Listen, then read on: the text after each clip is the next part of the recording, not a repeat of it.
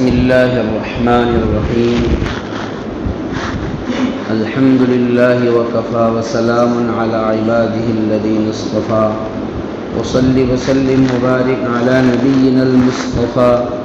وعلى آله وعلى أصحابه نجوم الهدى وقادة التقى. اللهم وفقنا لما تحب وترضى من القول والعمل وجنبنا الفواحش والمعاصي والخطايا والزلل. اللهم آثرنا وأكثرنا وأصلح لنا شأننا كله. لا إله إلا أنت. أما بعد، أعوذ بالله من الشيطان الرجيم. بسم الله الرحمن الرحيم. يا أيها الرسول بلغ ما أنزل إليك من ربك فإن لم تفعل فما بلغت رسالته والله يعصمك من الناس. وقال تعالى: نون والقلم وما يسطرون ما أنت بنعمة ربك بمجنون وإن لك لأجرا غير ممنون وإنك لعلى خلق عظيم. وقال النبي صلى الله عليه وسلم: بعثت لأتمم مكارم الأخلاق. وقال النبي صلى الله عليه وسلم: خير الناس من ينفع الناس، أو كما قال صلى الله تعالى عليه وسلم. میرے محترم دینی اور ایمانی بھائیوں، بزرگوں، عزیز دوستوں، اللہ رب ذوالجلال نے تمام ہی حضرات انبیاء علیہم السلام کو مختلف خطوں اور مختلف علاقوں میں، مختلف زمانوں میں مختلف احکام کو لے کر اپنی نیابت اور اپنی خلافت عطا فرمائی. انبیاء علیہ السلام سارے کے سارے اللہ کے نائب بن کر آئے، اللہ کے خلیفہ بن کر آئے. قرآن کریم میں اللہ تبارک و تعالی نے ارشاد فرمایا: انی جاعل فی الارض خلیفہ، میں روئے زمین پر اپنا خلیفہ انسان کو بنانے والا ہوں، جس کی شروعات حضرت آدم علیہ السلام سے کی گئی. انبیاء علیہ السلام کا سلسلہ حضرت محمد مصطفیٰ صلی اللہ علیہ وسلم پر ختم کیا گیا. آپ کو خاتم النبیین کا لقب عطا کیا گیا. محنت کے لیے پوری کائنات آپ کو عطا کی گئی اور پوری دنیا کا ایک ایک علاقہ اور ایک ایک خطہ اور ایک ایک چیز آپ کو عطا کی گئی. نبی صلی اللہ علیہ وسلم کی بعثت کے بعد پوری دنیا میں ایک ہی حکم چلے گا، یعنی نمازیں 5 فرض ہیں، پوری دنیا میں 5 ہی پڑھی جائے گی. امریکہ والے بھی 5 پڑھیں گے، لندن والے بھی 5 پڑھیں گے، سینوا والے بھی 5 پڑھیں گے، کوئی فرق نہیں ہے. گورا بھی 5 پڑھ رہا ہے، کالے بھی 5 پڑھ رہے ہیں، امیر بھی 5 پڑھ رہا ہے، غریب بھی 5 پڑھ رہا ہے، مولانا کو بھی 5 پڑھنا ہے، عوام کو بھی 5 پڑھنا ہے. نبی صلی اللہ علیہ وسلم کی بعثت کے بعد میں قرآن کریم نازل کیا گیا. آپ صلی اللہ علیہ وسلم نے لوگوں کو پڑھنا سکھایا، الحمدللہ رب العالمین. اس کے بعد سے لے کر آج تک امریکہ والا بھی الحمد ہی پڑھتا ہے، بنگالی بھی الحمدللہ پڑھتا ہے، بہار والا بھی الحمدللہ پڑھتا ہے، آسام والا بھی الحمدللہ پڑھتا ہے، مراٹھ والا بھی الحمدللہ پڑھتا ہے، گجرات والا بھی الحمدللہ پڑھتا ہے، کاٹھیاواڑ والا بھی الحمدللہ رب العالمین. یہی پڑھنا ہے سب کو. اس میں ذرا سی بھی کوئی بھی مائکلار رد و بدل نہیں کر سکتا. اور اللہ نے اس حکم میں، اپنے احکام میں جو حضرت محمد مصطفیٰ صلی اللہ علیہ وسلم کو عطا کی، آپ صلی اللہ علیہ وسلم سے پہلے جتنے بھی نبی آئے سب کو ایک خطہ دیا گیا تھا. حضرت نوح علیہ السلام کی ایک قوم فکس تھی، وَإِلَىٰ عَادٍ أَخَاهُمْ هُودًا، حضرت ہود علیہ السلام کی قوم فکس تھی، قوم عاد۔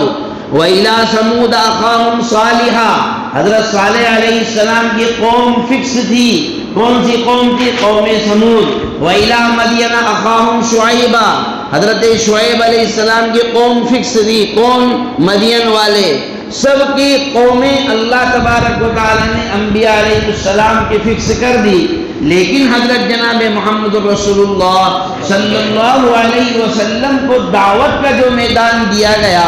اس میں ساری قومیں آ گئی، سارے خطے آ گئے، سارے علاقے آ گئے، ساری برادریاں آ گئی، ہر قوم، ہر طبقہ دنیا کے کسی بھی کونے میں رہتا ہو۔ کمال کی بات تو یہ ہے کہ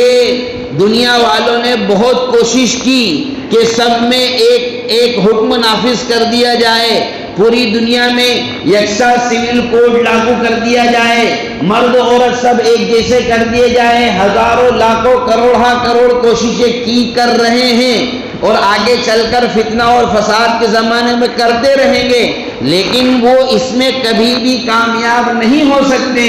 اور ایک کوشش جو حضرت جناب محمد رسول اللہ صلی اللہ علیہ وسلم کو دی گئی، پیغام کے ذریعے، توحید کے ذریعے، نبوت کے ذریعے، رسالت کے ذریعے، قرآن کے ذریعے، خاتم النبیین والمرسلین کے ذریعے، اور آپ علیہ الصلوۃ والسلام نے اس کے لیے نہ کسی کے خلاف کوئی اعلان کیا، نہ کسی کے خلاف کوئی سازش کی، نہ کسی کے خلاف کوئی جلسہ کیا، نہ کسی کے خلاف پمفلٹ چھپوائے، بلکہ اپنا ایک طریقہ کار تھا، لوگوں کے پاس جانا، شفقت سے دین کا پیش کرنا، اللہ کا تعارف ان کو کروانا، قرآن کریم کا انٹروڈکشن ان کو کروانا، کیوں دنیا میں آئے ہو یہ بتلانا، مرنے والے ہو یہ بھی بتلانا، مرنے کے بعد دوبارہ زندہ کیے جاؤ گے یہ بھی بتلانا، ایک مثبت انداز میں کیوں آیا ہوں، اور پھر تم اگر مجھے جھوٹا جانتے ہو، مجھے سمجھتے ہو کہ نعوذ باللہ ثم نعوذ باللہ میں کوئی دغاباز ہوں، لفاظ ہوں، چور ہوں، ڈاکو ہوں، یا اور کوئی ہوں تمہاری نظر میں،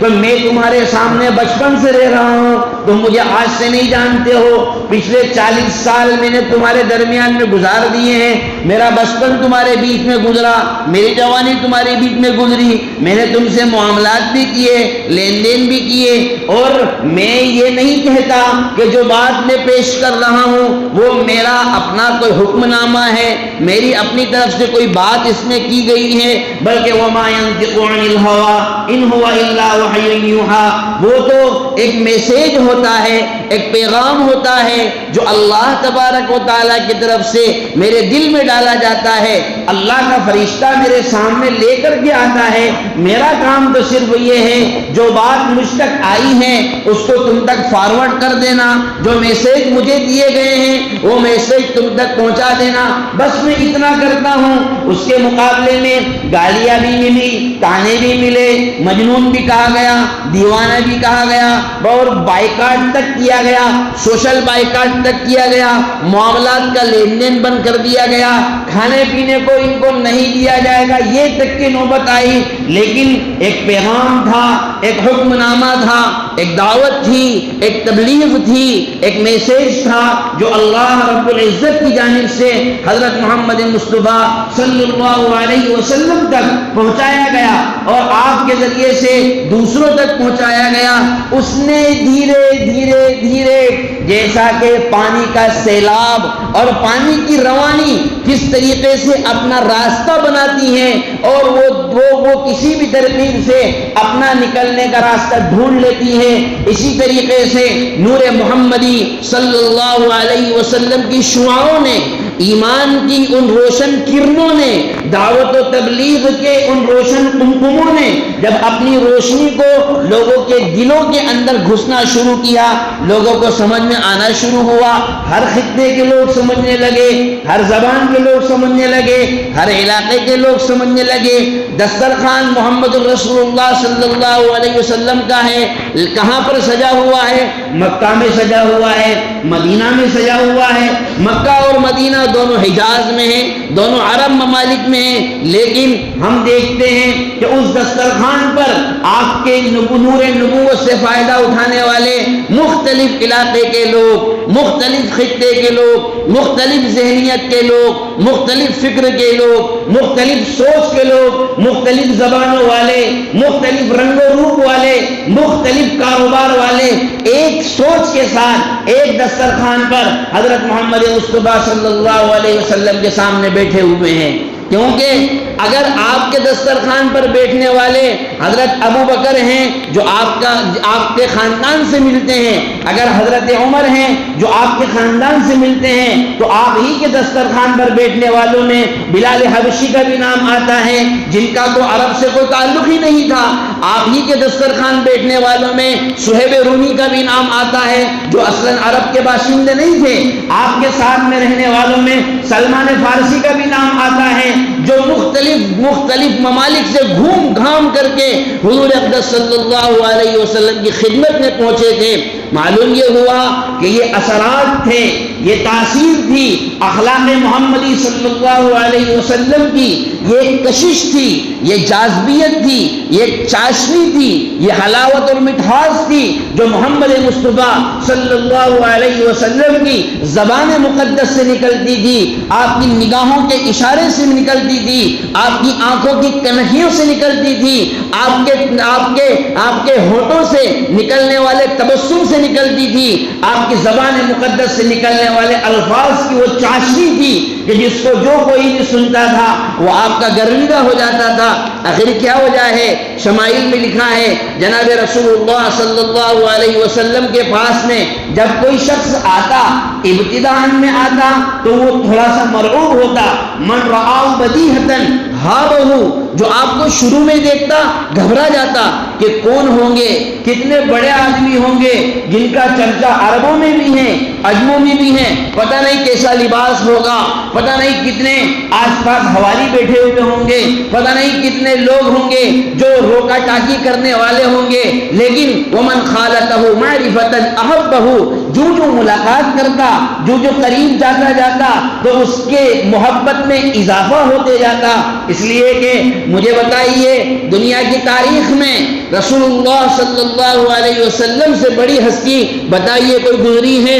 رسول اللہ صلی اللہ علیہ وسلم سے زیادہ مصروف ترین ہستی، جو سب سے زیادہ بیزی، جس کا شیڈیول ہو، کیا رسول اللہ صلی اللہ علیہ وسلم سے زیادہ کوئی ہو سکتا ہے؟ جس نبی کو، جس پیغمبر کو پوری دنیا میں کلمہ پھیلانے کے لیے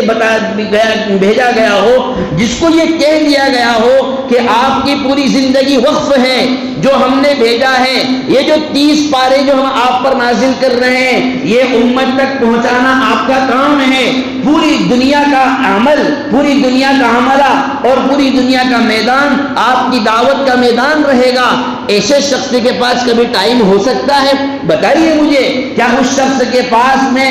کبھی کسی کے لیے پرسنل وقت مل سکتا ہے؟ کبھی نہیں ہو سکتا۔ لیکن اس کے باوجود میں چیلنج کے ساتھ دنیا کی تمام طاقتوں کو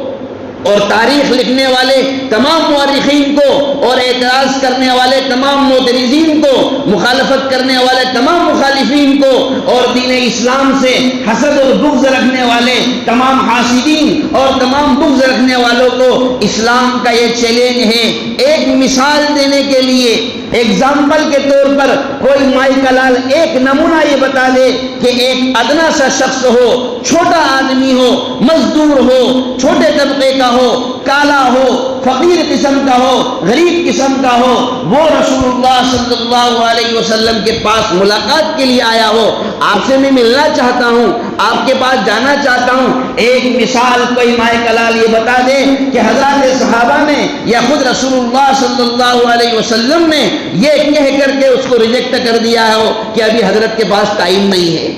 بتائیے ہے کوئی ایسی مثال؟ ایک مثال بتائیے کہ کوئی شخص مدینہ میں حضور کے پاس ملاقات کے لیے آیا اور یہ سوچ کر کے واپس چلا گیا، ارے یار آیا تھا ملاقات کے لیے لیکن موقع ہی نہیں مل پایا، جبکہ ان سے زیادہ بیزی کوئی آدمی نہیں ہے۔ ان سے زیادہ بزی شیڈیول کسی کا نہیں ہے، لیکن کوئی مائے کلال نہیں بتا سکتا کہ ایک آدمی یہ کہہ کر کے واپس گیا ہو کہ میری تو ملاقات ہی نہیں ہو پائی ہے، میں تو مل ہی نہیں پایا۔ کیوں نہیں مل پایا؟ ارے بھیڑ بھاڑ اتنی زیادہ تھی، لوگوں نے مجھے جانے ہی نہیں دیا، بھیڑ بھاڑ اتنی زیادہ تھی، مجھے واپس کر دیا گیا۔ آپ نہیں بتا سکتے، یہ وہ معجزانہ شان تھی، یہ در حقیقت جناب محمد رسول اللہ صلی اللہ علیہ وسلم کے ان اخلاق کریمانہ کا ایک کرشمہ تھا جو رسول اللہ صلی اللہ علیہ وسلم کی ذات اقدس میں ڈالا گیا تھا۔ آخر کیا وجہ ہے؟ انبیاء علیہ السلام کو اخلاق عطا کیے گئے، اور کوئی بھی نبی نعوذ باللہ ثم نعوذ باللہ کوئی بھی نبی بد اخلاق نہیں گزرا ہے۔ کسی بھی نبی نے کبھی اپنی امت کے ساتھ بد اخلاقی نہیں کی ہے۔ ہر نبی کو اللہ تبارک و تعالیٰ نے اعلیٰ سے اعلیٰ، عمدہ سے عمدہ اخلاق کا تحفہ عطا فرمایا، لیکن جب نبی صلی اللہ علیہ وسلم حضرت محمد مصطفیٰ صلی اللہ علیہ وسلم کی باری آئی تو قرآن نے کیا منظر کشی کی ہے اور کیا قرآن کریم نے بیان کیا۔ فرمایا اِنَّكَ لَعَلَىٰ خُلُقٍ عَظِيمٍ، آپ خلق عظیم کی سواری پر سوار ہیں۔ جس طریقے سے ایک سوار اپنی سواری کو جس طرف چاہے موڑ سکتا ہے، جیسے چاہے چلا سکتا ہے، وہ اسپیڈ سے بھی چلا سکتا ہے اور وہ دھیمی رفتار سے بھی چلا سکتا ہے، اس کو اڑا بھی سکتا ہے، کھدا بھی سکتا ہے، روک بھی سکتا ہے۔ اے محمد، اخلاق کا جو سب سے اعلیٰ درجہ اور اخلاق کی جو سب سے اونچے درجے کی کیٹیگری تھی، اس کی اسٹیئرنگ ہم نے تمہارے ہاتھ میں دے رکھی ہے، اس کا پاور آف اتھارٹی ہم نے تم کو دے رکھا ہے، کیونکہ جو چیز تمہیں دی گئی ہے تم سے پہلے نہ کسی کو دی گئی اور تمہارے بعد کسی کو بھی نہیں دی جائے گی۔ جناب رسول اللہ صلی اللہ علیہ وسلم نے ہمیں تعلیم دی کہ جب اذان ہو تو دعا پڑھو، اور اذان ہو تو اذان کا جواب دو اور میرے لیے مقام وسیلہ کی دعا کرو، وَصَلُوا لِيَ اللَّهَ الْوَسِيلَةَ، میرے لیے مقام وسیلہ کی دعا کرو۔ اللہ تبارک و تعالیٰ اس کی وجہ سے تمہارے لیے میری سفارش کو لازم قرار دے دے گا،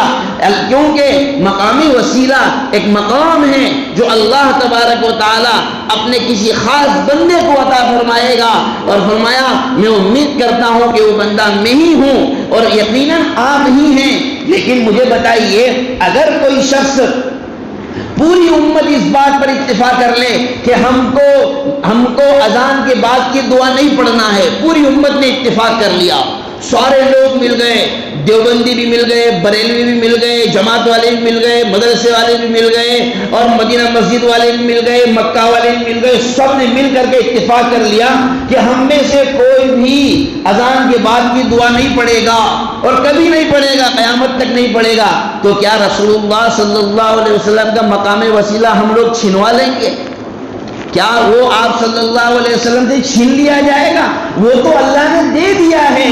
وہ تو اللہ نے ان کو عطا کر دیا ہے۔ ہاں، اگر تم دعا پڑھو گے، اگر تم دعا کرو گے تو تمہارا فائدہ یہ ہوگا کہ قیامت کے دن جب اللہ تبارک و تعالیٰ اس مقام پر مجھے بٹھائے گا، جب مجھے اللہ اس کا سرٹیفکیٹ دے گا، جب اللہ مجھے اس کی سند دے گا، جب اللہ تعالیٰ اس کا اعلان کرے گا، یہ ہے وہ مقام محمود، عسیٰ ان یبعثک ربک مقاما محمودا، جس کا ہم نے تم سے وعدہ کیا تھا، تو جب قیامت کے دن مجھے عطا کیا جائے گا تو آپ کے چہرے کو دیکھ کر میں کہوں گا اے اللہ، یہی وہ مدینہ مسجد والے جب اذان ہوتی تھی تو یہی کہا کرتے تھے آدِ محمد الوسیلۃ والفضیلہ، اب تو میری سفارش کو ان کے اوپر لازم کر کے ان سب کے گناہوں کو معاف کر کے ان کو حوض کوثر پہ پہنچا دے۔ یہ فائدہ ہمارا ہوگا، نقصان حضور کا کچھ نہیں ہونا ہے، فائدہ ہمارا ہی ہونا ہے۔ تو اللہ تبارک و تعالیٰ نے حضرت جناب رسول اللہ صلی اللہ علیہ وسلم کو اخلاق کے اس معیار پر، اس اسٹریم پر، اس کسوٹی پر مبعوث کر کے بٹھا کر کے مبعوث فرمایا کہ آپ علیہ السلام جس طرف چاہے اخلاق کے رخ کو موڑ سکتے ہیں۔ یہی وجہ ہے کہ مکہ مکرمہ کی سرزمین پر 13 سال کی مکی زندگی میں کوئی مائکا لال یہ چیلنج ہے، دعوت کے راستے میں، توحید کے راستے میں، تبلیغ کے راستے میں، لوگوں کے پاس جا جا کر خوشامد کرنے والے راستے میں ایک پہلو، ایک پہلو اخلاقیات کا کوئی مائی کلال بتا دے جو رسول اللہ صلی اللہ علیہ وسلم نے اہل مکہ کے سامنے پیش نہ کیا ہو۔ آپ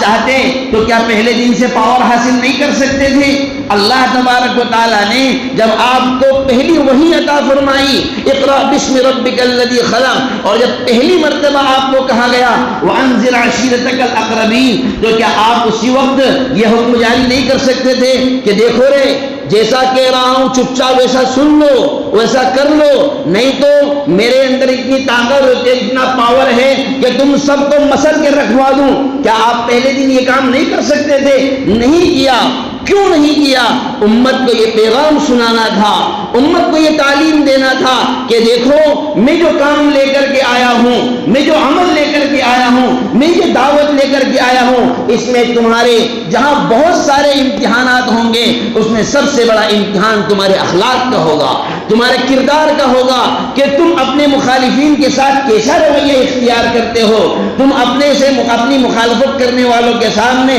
کیسے پیش ہو کر کے آتے ہو، ان کے ساتھ تمہارا برتاؤ کیسا رہتا ہے۔ ارے کیا ہوا تھا سمامہ ابن اسال کے ساتھ میں رسول اللہ صلی اللہ علیہ وسلم نے نجد کی طرف جب اپنا لشکر بھیجا تو حضرات صحابہ رضوان اللہ تعالی علیہم اجمعین، قبیلہ بنو حنیف کا ایک بڑا سردار، قبیلہ بنو حنیف کا ایک چیف جسٹس جس کو کہہ لیجئے، قبیلہ بنو حنیف کا ودھایک کہہ لیجئے، یا قبیلہ بنو حنیف کا سی ایم کہہ لیجئے، سب سے بڑا آدمی، اس کو گرفتار کر کے مدینہ منورہ لے آئے، رسول اللہ صلی اللہ علیہ وسلم کی خدمت میں لا کر کے پیش کر دیا۔ فربطوہ بساریۃ من سوار المسجد، مسجد نبوی کے ستون سے ان کو باندھ دیا گیا۔ اب چونکہ قید ہو کر آئے تھے، وہ ان کو پکڑ کر لایا گیا تھا۔ رسول اللہ صلی اللہ علیہ وسلم نے ان سے سوال کیا، ما عندک یا سمامہ، سمامہ تمہارا اسلام کے متعلق کیا نظریہ ہے، اسلام کے بارے میں کیا سوچ رکھتے ہو؟ کہنے لگے، سمامہ کہنے لگے کہ آپ تو جانتے ہی ہو کہ دیکھو میں اس وقت تمہاری قید میں ہوں، ان تقتل ذاتم و ان تنعم علی شاکر، اگر مجھے قتل کر دو گے، تم اپنے ساتھیوں کو اگر حکم دو گے اس کو قتل کر دو تو مجھے قتل کر دیں گے، تو اگر مجھے قتل کر دیا گیا تو میں تو ویسی تیزی ہوں، کچھ نہیں کر سکتا، اور میں بہت عاجز اور بے بس ہوں، لیکن اگر تم نے میرے ساتھ احسان کیا، اچھا سلوک کیا، تو تم دیکھو گے کہ میں بھی کوئی خراب آدمی نہیں ہوں، تمہارے ساتھ میں بھی اچھا سلوک کرتا ہوا نظر آؤں گا۔ اور رہا مسئلہ آپ کو اگر مال چاہیے تو آپ مجھے اشارہ کیجئے کتنا مال چاہیے، قبیلہ بنو حنیف کا، یمامہ کا پورا کے پورا مال تمہارے قدموں میں لا کر کے میں رکھ دوں گا، مجھے کچھ نہیں کرنا ہے، ایک پرچہ لکھنا ہے جس کو ہم اپنی زبان میں اپنی اصطلاح میں اگر یوں سمجھے، ارے آپ اشارہ کرو، ایک میسج کروں گا، جتنا پیمنٹ کہو گے تمہارے فون پے آ جائے گا، تمہارے اکاؤنٹ میں آ جائے گا، تمہارے جتنے بھی طریقے ہیں سارے کے سارے طریقوں سے تمہارے پے ٹی ایم میں آ جائے گا، جیسا تم کہو گے ویسا، اور جتنا پیمنٹ کہو گے، جہاں کہو گے، جس کو کہو گے، میں دینے کے لیے تیار ہوں، میرے یہاں پیسے ویسے کی کوئی کمی نہیں ہے۔ یہ بات ہوئی، آپ صلی اللہ علیہ وسلم نے حضرات صحابہ کرام کو کہا اس کے ساتھ اچھا سلوک کرنا، اچھے اخلاق اور اچھے کردار کا مظاہرہ کرنا۔ چنانچہ ایک دن ہوا، دوسرے دن پھر حضور صلی اللہ علیہ وسلم تشریف لائے، پھر آپ نے یہی سوال کیا، سمامہ نے پھر وہی جواب دیا کہ بس اپنا تو وہی بات ہے جو کل تھی، آج بھی وہی بات ہے، پیمنٹ چاہیے تو بولو کتنا ہے، دے دیتے ہیں، چھوڑ دو گے تو آپ کا احسان رہے گا، قتل کر دو گے تو کوئی بات نہیں۔ یہ 3 دن تک یہ بات ہوئی، رسول اللہ صلی اللہ علیہ وسلم نے، اب ظاہر سی بات ہے 3 دن میں سمامہ ابن اسال کے سامنے مسجد نبوی میں نمازیں بھی تو ہوئی،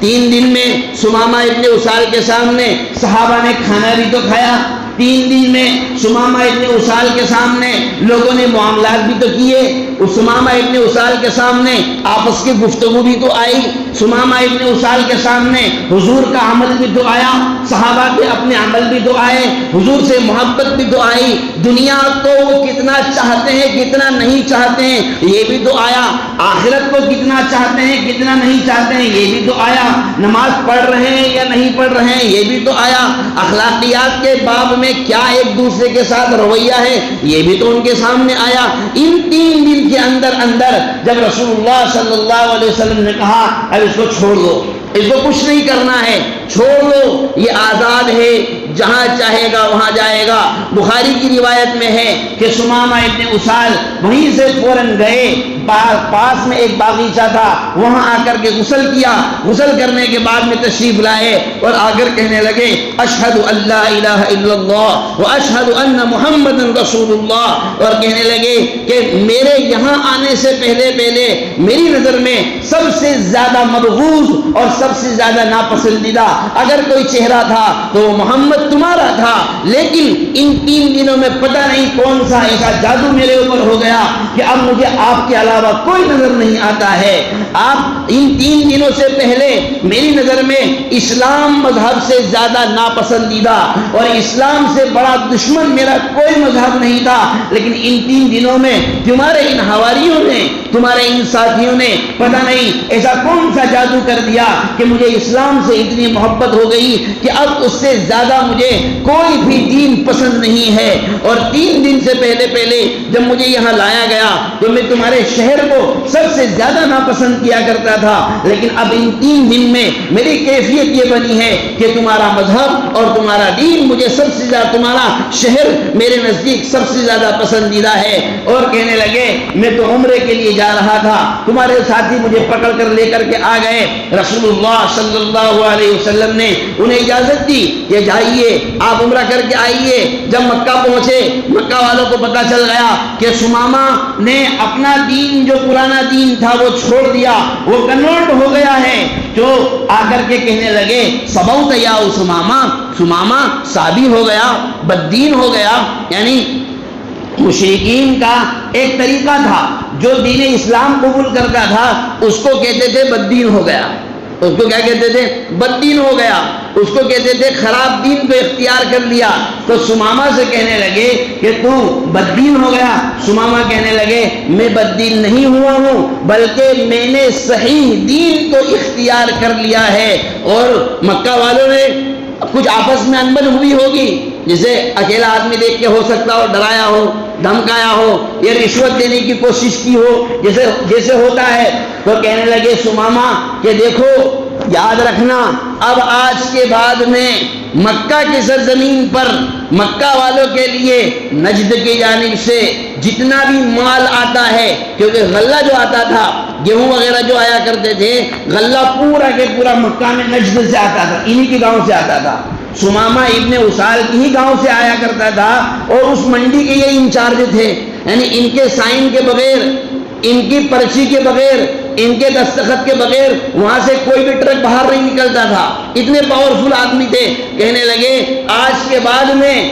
نجد والوں کو کہہ دوں گا کہ مکہ والوں کو ایک بوری بھی، ایک دانہ بھی اناج بھیجنے کی ضرورت نہیں ہے، ہاں اگر محمد صلی اللہ علیہ وسلم اگر محمد رسول اللہ کہیں گے تو تمہارے یہاں چاول گیہوں آئیں گے، تمہارے یہاں اناج آئے گا، ورنہ مکہ والوں کے لیے کھانا پینا سب بند کر دیا جائے گا۔ اور تاریخ میں لکھا ہے کہ انہوں نے جا کر صحیح میں بند کر دیا تھا، انہوں نے جا کر صحیح میں بینڈ لگا دیا، پورے ٹرانسپورٹ جتنے بھی تھے سب کو کہہ دیا کہ کوئی بھی ان کا بھاڑا نہیں لے گا، کوئی بھی گاڑی ادھر کے لوڈ نہیں کی جائے گی، سب کو کہہ دیا۔ اب جب مکہ والے پریشان ہوئے تو پھر حضور صلی اللہ علیہ وسلم کی خدمت میں حاضر ہوئے، کہنے لگے حضرت بول دو اس کو ذرا حساب کتاب سے لگا لے، اس کو سمجھا دو اس کو، اب وہ تم کہو گے تو ہی آئے گا، تم کہو گے تو ہی آئے گا۔ لیکن میرے بھائیوں، کیا حضور صلی اللہ علیہ وسلم اگر اس وقت چاہتے تو آپ پچھلے 13 سال کی پوری دشمنی نہیں نکال سکتے تھے؟ کیا آپ صرف اتنا کہہ دیتے کہ جاؤ تم سے جو بنو کر لے، جو تم سے بنے تم کر لو، میں پرچی لکھ کر کے نہیں دوں گا۔ تو بتاؤ مکہ والے کچھ کر سکتے تھے؟ بتائیے مکہ والے کچھ کر سکتے تھے؟ کیا کر سکتے تھے مکہ والے؟ لیکن رسول اللہ صلی اللہ علیہ وسلم نے اس کے باوجود بھی ایک مرتبہ بھی یہ نہیں کہا کہ ٹھیک ہے میں ابھی دیکھ لوں گا، بعد میں دیکھ لوں گا، یا سوچ کر بتاتا ہوں، یا مشورہ کر کے بتاتا ہوں۔ آپ نے فوراً سمامہ ابن اسال کے نام خط لکھوایا کہ تم نے یہ کیا کر رکھا ہے کہ تم نے مکہ والوں کا غلہ روک دیا۔ اللہ تبارک و تعالیٰ نے ان کا غلہ تمہارے ذریعے سے شروع کروایا ہے، لہذا تم کبھی بھی غلہ روکنے کا کام نہ کرو۔ چنانچہ تاریخ میں لکھا ہے اس کے بعد پھر نجد سے مکہ والوں کے لیے غلہ آنا شروع ہوا۔ یہ اخلاق اور معیار، اخلاق کی طاقت جو رسول اللہ صلی اللہ علیہ وسلم کو عطا کی گئی تھی، آپ چاہتے تو اپنے ایک دشمن سے ایک آپ صلی اللہ علیہ وسلم کو کیا یاد نہیں تھا؟ مجھے بتاؤ، کیا مکہ کے 13 سال کے مظالم آپ یہ میں بھول جائیں گے؟ ارے ہم کو اگر کوئی شخص 25 سال پہلے کوئی چوٹ دے کر جاتا ہے تو ہم زندگی بھر نہیں بھولتے ہیں۔ اس کا نام آتے ہی ہمارے دماغ میں وہ 25 سال پرانی فلم، اور ہم کیا کہتے ہیں؟ ارے نام مت لو اس آدمی کا، اس کا نام مت لو، کبھی نہیں بھول سکتا ہوں۔ ارے بھائی کیا مسئلہ کیا ہے؟ ارے مت پوچھو، آج سے 30 سال پرانی بات ہے، ایسا اس نے مجھے داغ دیا تھا جو آج تک میرا زخم نہیں بھر پایا ہے۔ ہم 30 سال 40 سال پرانے زخم نہیں بھولتے۔ تو مکہ والوں نے تو 13 سال تک مسلسل رسول اللہ صلی اللہ علیہ وسلم کو ستایا۔ مکی زندگی کی 13 سال میں ایک لمحہ ایسا بتلا دیں کہ آپ صلی اللہ علیہ وسلم سکون اور اطمینان سے بیٹھے ہوں، سکون اور اطمینان سے آپ کو نیند آئی ہو، سکون اطمینان سے آپ نے کھانا کھایا ہو، آپ تاریخ میں نہیں بتا سکتے۔ لیکن اس کے باوجود بھی اعلیٰ اخلاق کا، اعلیٰ کردار کا وہ نمونہ آپ نے پیش کر کے امت کو یہ تعلیم دی ہے کہ دیکھو دعوت کے میدان میں آپ جب بھی اترو گے تو آپ کا امتحان سب سے بڑا آپ کے اخلاق کا امتحان ہوگا، آپ کے کردار کا امتحان ہوگا۔ آپ اپنوں کے ساتھ کیسے ہیں، آپ پرایوں کے ساتھ کیسے ہیں، آپ جب بازار میں جا رہے ہیں تب آپ کا معاملہ کیسا ہے، جب آپ لوگوں سے معاملات کر رہے ہیں، لین دین کر رہے ہیں، تب آپ کا ساتھ معاملات کیسے ہیں۔ آپ 5 وقت نمازی ہیں، آپ تہجد کا بھی اہتمام کر رہے ہیں، آپ پہلی صف میں نماز پڑھ رہے ہیں، لیکن اس کے باوجود بھی معاملات کی لائن میں 0 ہیں، 0 ہیں، لین دین کرتے ہیں، وقت پر لوگوں کے حقوق ادا نہیں کرتے۔ یاد رکھیے ہماری تبلیغ جو رسول اللہ صلی اللہ علیہ وسلم نے ہم کو سکھلائی ہے، وہ تبلیغ کا دائرہ صرف ایک محدود دائرہ نہیں ہے، بلکہ ہمارا ہر عمل تبلیغ ہے، ہماری زندگی کا ہر پہلو تبلیغ ہے۔ ہم مارکیٹ میں بیٹھے ہوئے ہیں، کاروبار کر رہے ہیں تو بھی ہم مبلغ ہیں، وہاں پر بھی ہم داعی ہیں۔ ہم ملازم ہیں، تاجر ہیں، وہاں پر بھی ہم داعی ہیں۔ ہم کپڑے کی دکان کر رہے ہیں، وہاں پر بھی ہم داعی ہیں۔ ہم ٹھیلا چلا رہے ہیں، وہاں پر بھی ہم داعی ہیں۔ ہم شادی بیاہ کر رہے ہیں، وہاں پر بھی ہم داعی ہیں۔ ہماری شادی بیاہ سے بھی دعوت کا میں پیغام جانا چاہیے، وہاں سے بھی تبلیغ کا پیغام پہنچنا چاہیے۔ یہ کون سا طریقہ ہے کہ ایک پہلو پر تو ہم محنت کرتے ہیں اور دعوت کے دوسرے پہلو جو جناب رسول اللہ صلی اللہ علیہ وسلم نے حضرات صحابہ کو سکھائے اور صحابہ نے ہم کو سکھائے، اس میں ہماری دعوت کا، ہماری تبلیغ کا ذرا سے بھی ہم توجہ نہیں کرتے ہیں۔ یہ تو وہ بات ہو گئی جس کو قرآن کریم نے فرمایا افتؤمنون ببعض الکتاب وتکفرون ببعض، یعنی کتاب کے وہ احکامات، شریعت کے وہ احکامات جو ہمارے مزاج کے مطابق بیٹھتے ہیں ہم ان پر عمل کرتے ہیں، اور جن احکام میں ہمارے مزاج پر ضرب لگتی ہے، جن احکام میں ہمارے مزاج پر چوٹ لگتی ہے، جن احکام میں ہمیں اپنے معاشرے کا سامنا کرنا پڑتا ہے، جن احکام میں ہمیں اپنے گھر والوں کا سامنا کرنا پڑتا ہے، جن احکام میں ہمیں اپنے سماج کا سامنا کرنا پڑتا ہے، وہاں ہم سارے احکام کو بالائے طاق رکھ دیتے ہیں، اللہ اور اس کے رسول کو ناراض کرنے میں ذرا سے بھی پیچھے نہیں ہٹتے۔ یاد رکھو میرے بھائیوں، عزت اور ذلت کا معیار اگر کہیں ہے تو وہ صرف اور صرف اللہ کے رسول جناب محمد رسول اللہ صلی اللہ علیہ وسلم کے طریقوں کو اختیار کرنے میں ہی ہے۔ آپ صلی اللہ علیہ وسلم کے طریقوں کو زندہ کرنے میں ہی ہے، اللہ کے احکام پر چلنے میں ہی ہے۔ عزت اور ذلت، اگر ہم عزت کی سربلندی چاہتے ہیں تو اللہ تبارک و تعالیٰ کے احکام کو زندہ کریں گے، سنتوں کو زندہ کریں گے، ہر حال میں عزتیں ہمارے قدم چومے گی۔ اور اگر ہم عبادات کے معاملات میں، عبادت کے لیے تو ہم دیکھتے ہیں ہم بڑے مضبوط نظر آتے ہیں، عبادت میں ہمارا کوئی توڑ نہیں، عبادت میں ہمارا کوئی ثانی نہیں، عبادت میں ہماری کوئی مثال نہیں، لیکن جب ہم معاملات کے لائن میں جاتے ہیں، اخلاقیات کے لائن میں جاتے ہیں، غیروں کے ساتھ معاملات میں جاتے ہیں، پرایوں کے ساتھ معاملات میں جاتے ہیں، ارے غیروں اور پرایوں تو دور کی بات ہے، ہم اپنے سگے رشتہ دار، اپنے سگے بھائی، ایک ماں کی چھاتی سے دودھ پینے والے کے ساتھ میں بھی اپنے اچھی اخلاق کا برتاؤ نہیں کر پاتے، پھر ہم کیسے امید کرتے ہیں؟ دعوت و تبلیغ جو ہمیں عطا کی گئی ہے،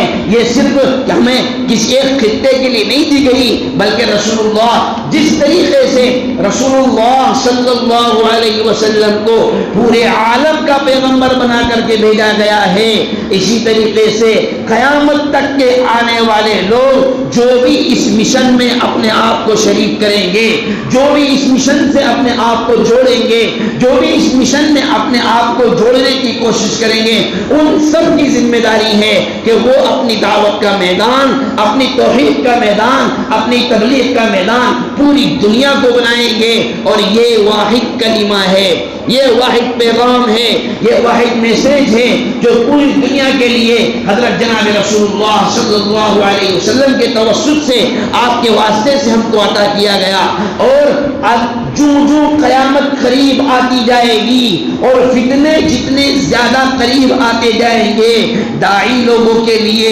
مبلغین کے لیے، دین محمدی صلی اللہ علیہ وسلم کے نام لینے والوں کے لیے، دین مصطفی صلی اللہ علیہ وسلم کے شیدائیوں کے لیے امتحانات کا مرحلہ اتنا زیادہ مشکل ہوتا چلا جائے گا۔ لیکن جو لوگ ثابت قدم ہوں گے، جو حقیقت میں مخلص ہوں گے، دنیا میں آنے والے فتنے اور فساد ان کے اخلاص کو اور مضبوط کریں گے، ان کی استقامت کے قدموں کو اور جمائیں گے، اور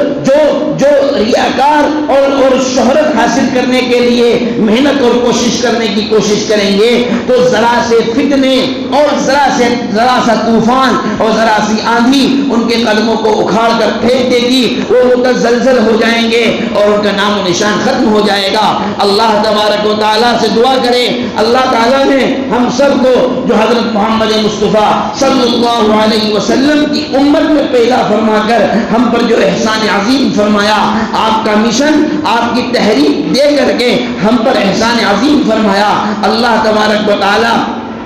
اپنی رحمتوں کے سائے میں اور اس کے حبیب حضرت محمد مصطفیٰ صلی اللہ علیہ وسلم کے صدقے طفیل میں اس مشن اور اس تحریک پر ہم سب کو ثابت قدمی عطا فرمائے، دین پر استقامت نصیب فرمائے، دین پر چلنا آسان فرمائے، دین کی محنت ہمارے لیے آسان فرمائے، دین کی دعوت اور دین کی تبلیغ کے لیے اللہ ہم سب کو قبول فرمائے، آنے والی رکاوٹوں کو اللہ ختم فرمائے، اللہ ہم سے راضی ہو جائے، اپنی رضا والے کام کرنے کی توفیق عطا فرمائے، ہماری تمام غلطیوں کو، کمیوں اور کوتاہیوں کو اپنے فضل و کرم سے معاف فرمائے، اور پیارے آقا حضرت جناب محمد رسول اللہ صلی اللہ علیہ